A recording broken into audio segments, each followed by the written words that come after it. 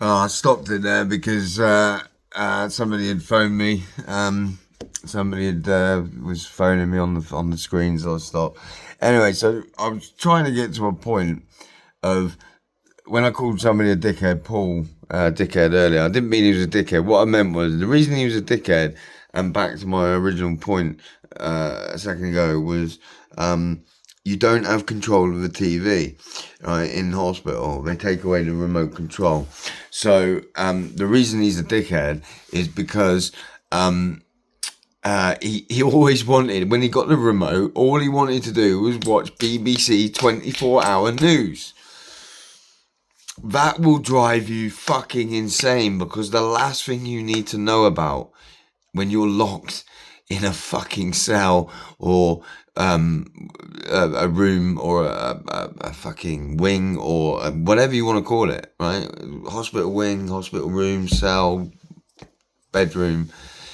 It's all the same thing, right? Doesn't matter what they call it, right? You're locked up, you can't get out, and they're controlling everything you do, right? So this arsehole, the one that I was talking about being upset and crying and stuff one night, just always wanted 24-hour BBC fucking news on the TV as soon as he got the remote, and that could be any time. That could be 5 in the morning. It could be 3 o'clock in the afternoon. It made no difference. As soon as he got that chance to get the remote, can I have the remote, please? Because is there any chance you can put BBC 24-hour news on? And other people would have drum and bass, and there's some young lads in there playing MTV or whatever the equivalent is on VH1. I don't know. That's how old I am, but whatever the equivalent is. So they're watching internet TV on Netflix or YouTube or whatever they're watching, and I've got my headphones, so I'm just rapping and singing and whatever. And as I've said many times, probably, some bloke started on me for singing from like 5 o'clock in the morning till I was doing like a 5 hour concert of every song on the radio, and there was nothing stopping me because it was just one of those radio stations that you just happen to know everything coming on. So I was just going for hours and days, days beforehand, until this guy started on me. Charles, Indian guy. He used to walk around in his dressing gown and walk down the centre of the corridor, and if anyone was in his way, he would push. He would be a bit intimidating to get out of his way. So I used to stand in the middle of the corridor just to see what he would do, and he'd always walk in the other direction of the corridor, or he would go round. But the first night I was there, he basically made me feel like I had to get out of his way. So that soon stopped. But yeah, I used to wind him up by standing in the corridor on his path as he went up and down for about 2 hours, and he'd have to snake. He'd have to do that around me because he well the way I was in there, he probably was a little bit frightened of me. I was frightened of myself, but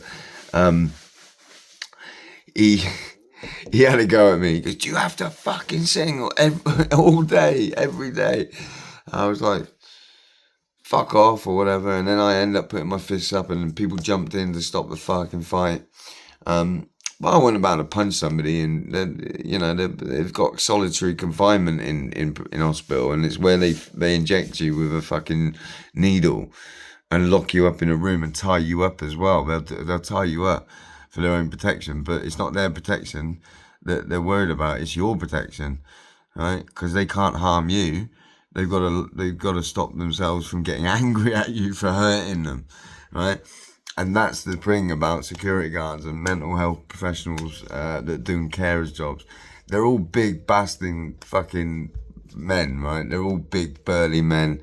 All go down the gym, steroid heads. Fucking most of them are black and African. Some of them are English black. I'm not saying they're all African, but most of them are in fact black care workers wherever I went. So the the closer I got to Bristol or whatever, they were what do you call it? Residents of Bristol. They grew up in Bristol. They had Bristolian accents and everything. So it's quite funny because, like I said, you can't tell by looking at somebody what their accent is until they talk. And then usually you can get a gist of what sort of person they are and everything. But in that situation, there's a 7 foot black porter type care worker, security guard, whatever. And it was early in the morning.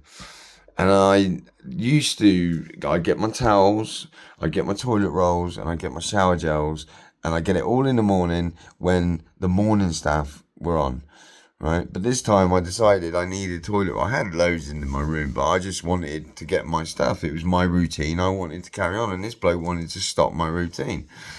And he's 7 foot, it's 2 foot above me. So he goes, "What do you want, man?" Something like that. And I said, "Look, I want toilet roll, I want towels, I want this, I want that. Right, please." And he goes to the towel room and he gives me towels and he gives me bed sheets. That's the other thing, bed sheets. And he gives me bed sheets. And always change your bed sheets in hospital because it's like a warm feeling when you get into a nice clean sheeted bed, and then do it again the next night. Fuck it, they pay for the sheets. You might as well have clean ones. But be careful, because I can't remember the name of the dry cleaning company, the laundry company that used to do the towels, but I got a rash between my legs, all down my thighs, all down my outer thighs, hips, everywhere around there.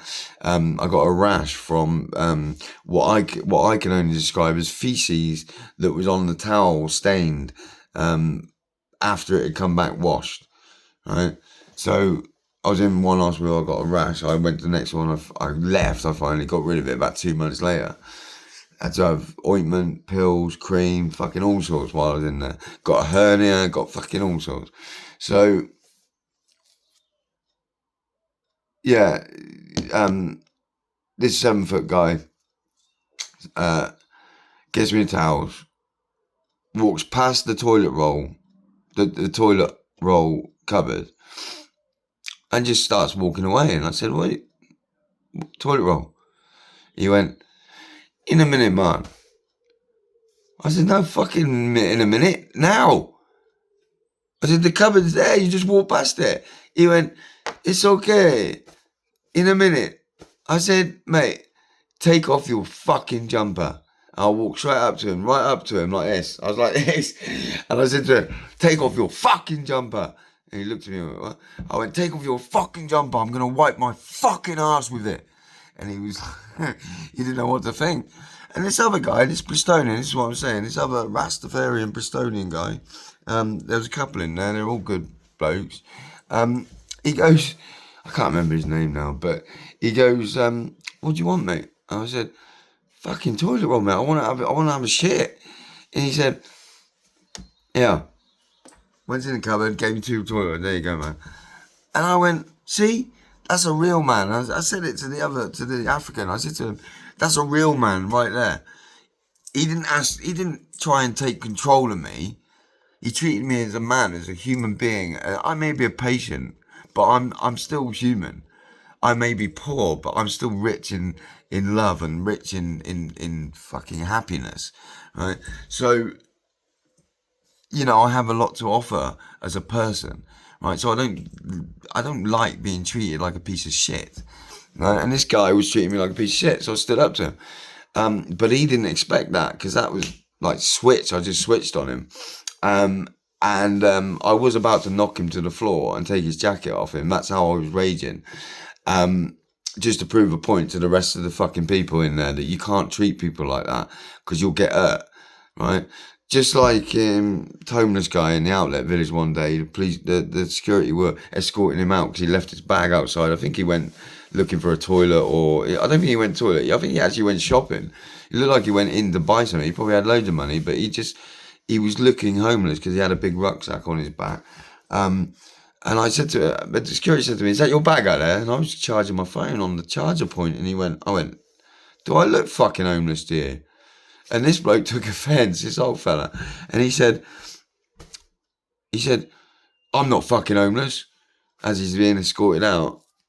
And I walked out behind him, and he grabs his bag and starts walking off. And I said to the security, I said, well, you want to be careful of people like that, mate, because they're living on the edge. Right? They're living on the edge. They could pull a knife out on you and stab you because they're afraid of going to jail or whatever, and they're living on the street and they're living in the jungle, right? And they looked at me weirdly, but I think they got the point. And I just happened to have a joint in my top pocket, a little one. So I ran after this bloke. I said, wait, mate. He went, I went, no, sorry. I said, I didn't mean to call you homeless. I said, I apologise. I said, but do you want this? And he went, oh.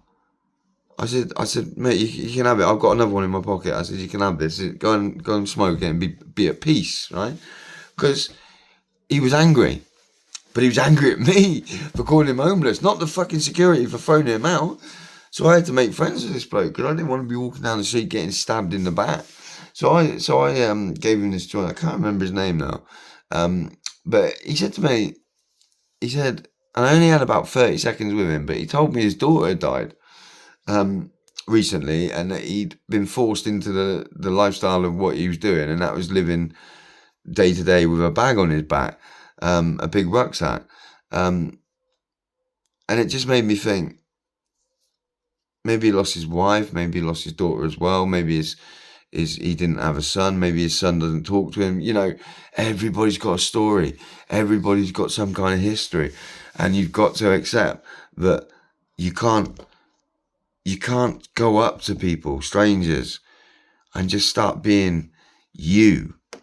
You've got to have some decorum when dealing with strangers. You can't just be yourself and be a cunt like you are to your best mate. You've got to be, what's the word? You've got to be pleasant, amicable. You know, you've got to try and be decent with people, as want of a better word, decent, because I try and be decent with people, and I get nowhere. But for some reason, when I'm like today, if I'm angry at them because they've done something to me or whatever, people seem to think to leave me alone, but they don't think that before they get involved with me. And I think, but you started this problem. You stopped me from taking a fucking number 2. So, and he stood there with the door, and he was being like, you're not getting in there. No, I'm not letting you in there. No, I'm gonna fucking hold on to this door, and I'm just, get off my fucking door, right? And I went, well, what are you doing, man? You're grabbing the fucking door and stopping me from going in the fucking toilet. And if I want to skin up in there while I'm having a shit, that's my prerogative. I'll wipe my ass, I'll roll a spliff, and I'll wash my hands, and I'll fucking walk out. Right? I'm not doing heroin. I was in McDonald's. Funnily enough, doing the same thing, going for a number 2, in the town centre. And all I could hear was the clicking of a lighter. Right? The clicking of a clipper. Right? I haven't got one. Right? But, you know, this. Right? Now, you don't smoke in the toilets. Right? You're not smoking fucking a hash. You're not smoking weed, cannabis. You're not smoking marijuana. You're not smoking the herb. You know, you're not smoking fucking crack. And what you're doing is you must be burning heroin, right? Because you've seen Trainspotting. He's in the toilet. He's got the spoon. This is how I imagine what this bloke is doing. And he's leaning against like that, and he's jacked up after burning the spoon, but his lighter's shit, which is why I bought one of these, because I was sick to death of little crappy lighters that just don't give you. Some arsehole burnt me with a flame earlier on my nose, you know, when he was giving me a light. Fuck's sake. You know, and it was my own fault because I leaned in and he fucking went out, and I don't know if he did it on purpose or not, but the point is, right, get yourself a rocket flame like that, because, you know, you don't you don't need to have a shitty flame nowadays. Bic lighters, clippers, they're all obsolete. They don't need to be making them anymore. So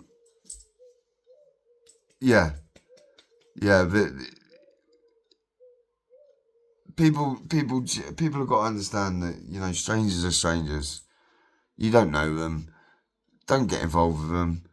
It's not your job to stop somebody from going in the disabled toilet. Just as it's not my job to stop you from fucking arresting a friend of mine. You know, if you're nicking somebody, well, not nicking them, but if you're detaining them while the police come, then you know, I'm not going to kick your fucking head in. I can't do anything. I'll get in a lot of trouble if I get involved in that shit, right? But it's not the job of security to hold that man down. They can stop him from moving and they can ask him to stay where they are. But if that man starts swinging punches, they're not allowed to start fucking swinging punches. They have to back down. They have to walk away. They have to stand up and observe and wait for the police to get there with a fucking riot van, right? Because they don't get paid enough. And they'll say that, I don't get paid enough to get hurt. And that's what that bloke did. He realised he could get hurt and he shit himself, right? But I wasn't trying to scare him. I was just very, very upset with him, stopping me from doing what I wanted to do, right? I wasn't doing anything illegal. It's not wrong to use a toilet, disabled or otherwise. We've all done it. We've all not walked up the stairs in one to the toilets in, I don't know, sedans, and used the disabled because it was open. You know, it's just a fact of life. People use disabled toilets, but some people use toilets for doing things like heroin and stuff like that. So if you come across that, I accept stopping people from going in the toilet and jacking up is a necessity, and you should be able to get in the toilet and remove that person if they're dying or whatever. But you don't know what I'm doing unless you stand outside and listen or smell or wait, right, to see how long I'm in there. But yeah, there's nothing to say that you can't use that toilet because you don't want to use the main toilet. I've used it just because the main toilets are full. I've used the women's toilets because you can't get in the men's. It makes no odds to me. It's a toilet. In some countries they have them in, like in Amsterdam, they have them behind a curtain in the street. You know, holes for peeing in and that, urinals.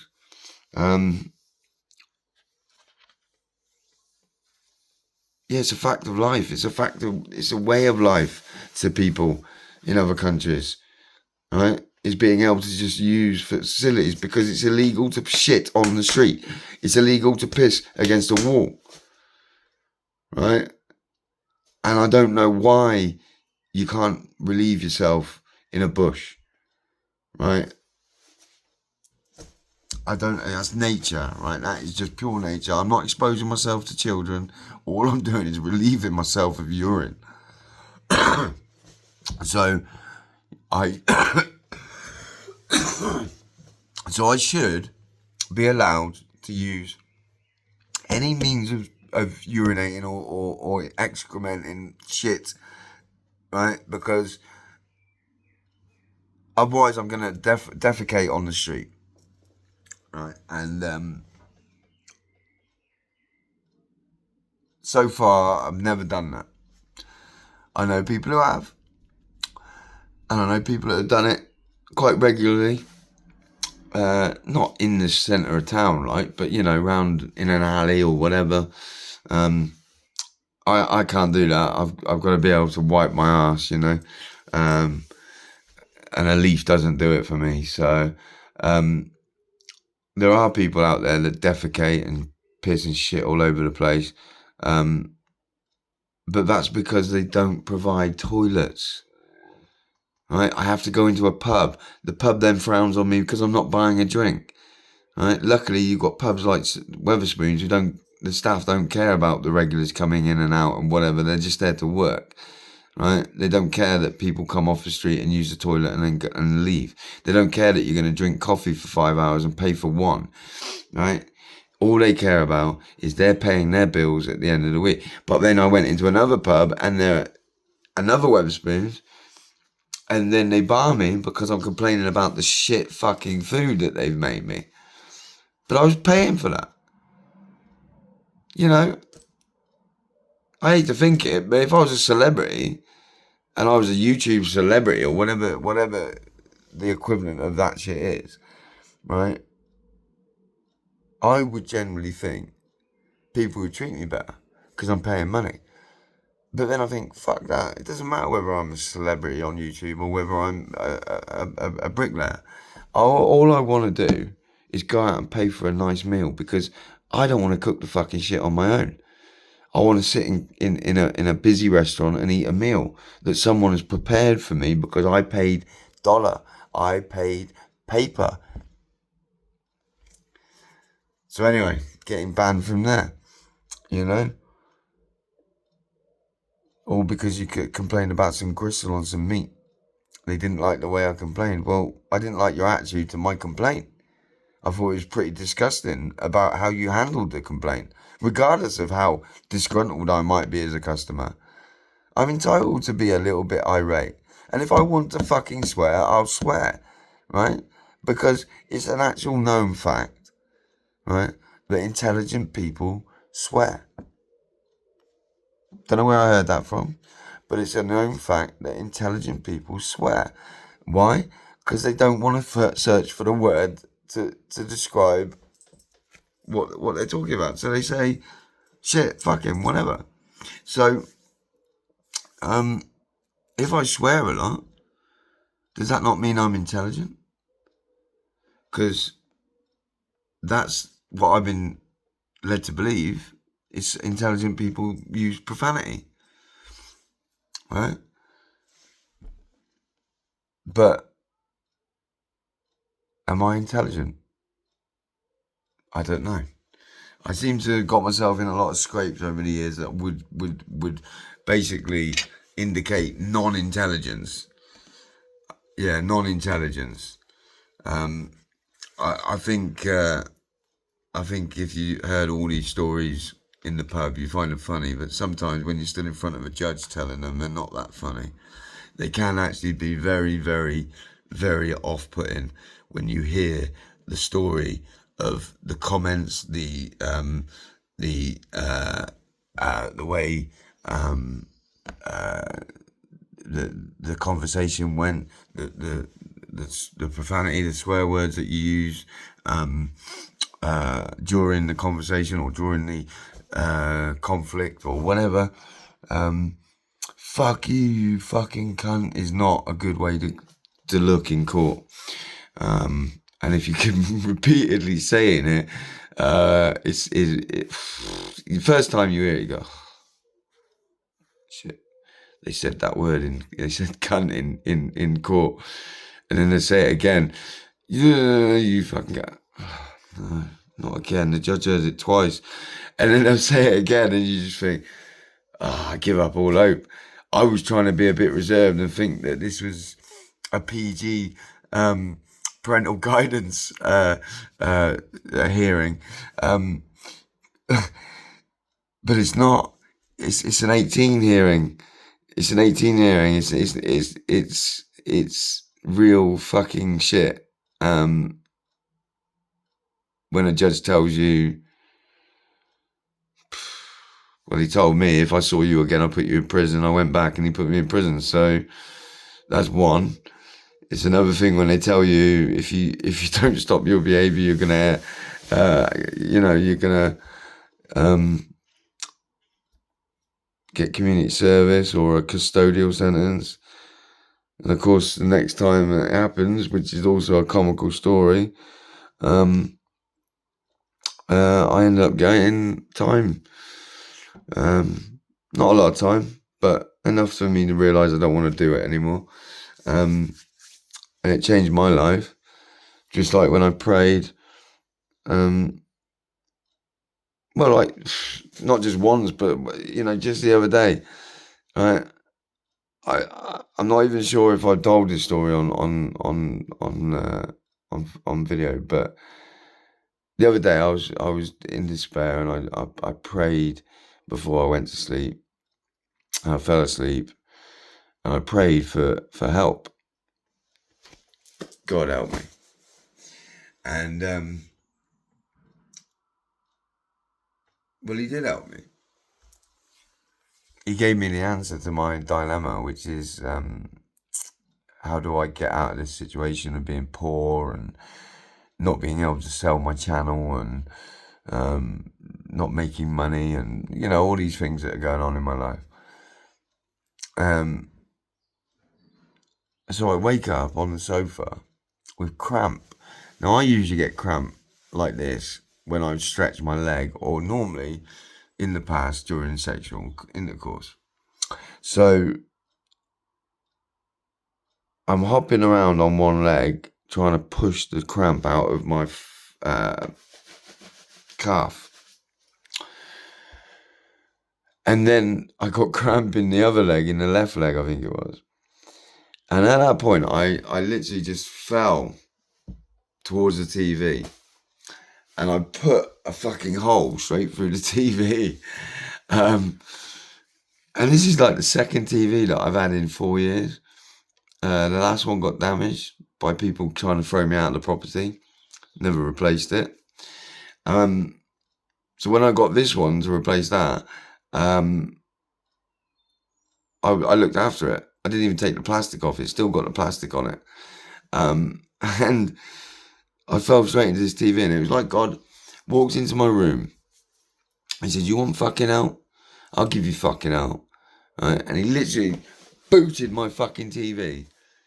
Right? He literally took his foot and booted my TV, destroyed it, and said, "There's your help." Right? That's how I see it. Right? So now I'm making videos again. I'm getting out of the house, and I'm stuck indoors with no TV. I've got internet. I can use the internet, TV on my phone or whatever. But I don't have the regular TV like you probably watching now while looking at your phone. So life can be pretty fucking boring. But yeah, I once again prayed, and I got the answer. And he took away my TV. I said, "Get on with it."